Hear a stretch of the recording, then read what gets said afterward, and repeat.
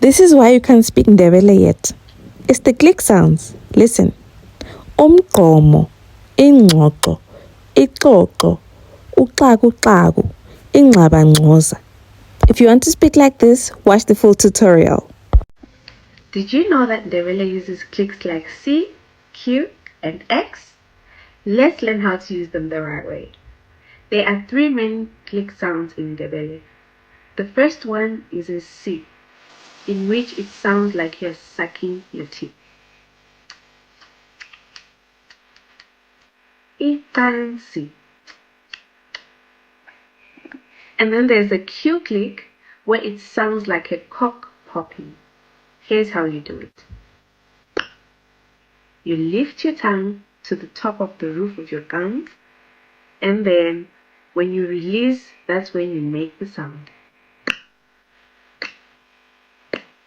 And then the X click is where it sounds maybe like you're calling a horse.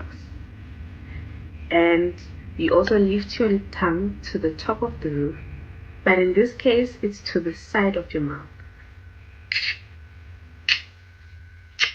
This is where the sound comes from. Now let's practice. Fela, fela. Qeda, qeda. Amaqebelengwane. Xoxa, xoxa. Iqoqo.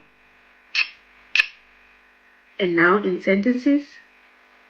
Ngicela amanzi. Ngicela amanzi.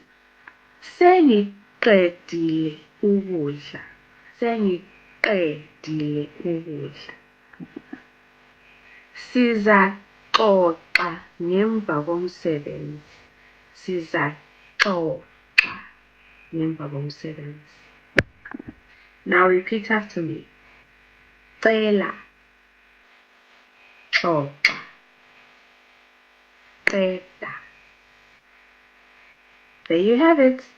Clicks are a natural part of our Nguni identity, and learning them helps you sound more natural in everyday Ndebele.